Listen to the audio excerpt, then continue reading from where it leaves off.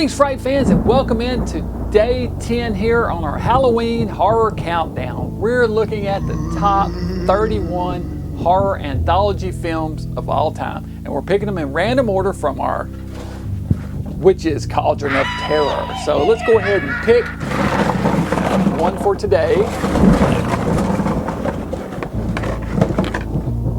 All right.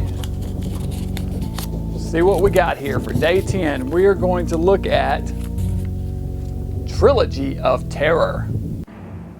Made in 1975, this is a made-for-TV anthology written by Richard Matheson and William F. Nolan and directed by Dan Curtis. It features 3 stories, naturally, all starring Karen Black.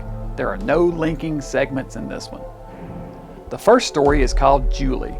A student named Chad, played by Robert Burton, suddenly finds himself attracted to his teacher, Julie, played by Karen Black. He asks her out on a date and eventually begins a romantic liaison. However, he soon learns there's more to her than meets the eye.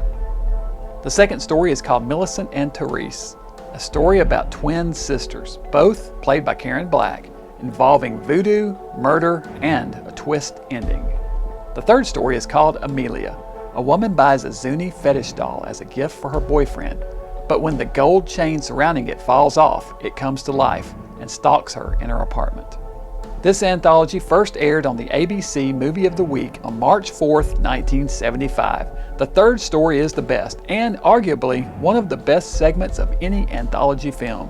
Neat fact about the first segment. At one point, the couple goes to a drive-in movie theater, and the film playing on the screen is none other than The Night Stalker, director Dan Curtis's 1972 movie starring Darren McGavin as reporter Carl Kolchak, hunting a vampire.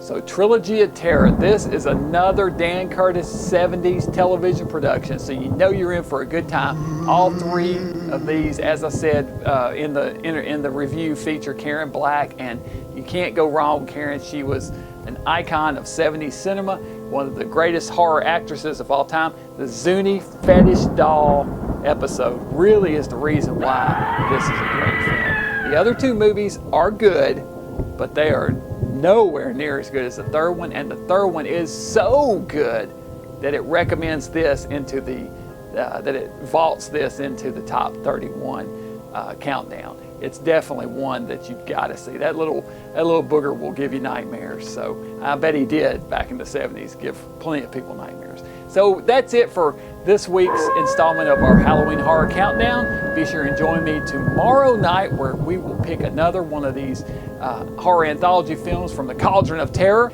Until then, Dr. Gangrene saying, stay mad.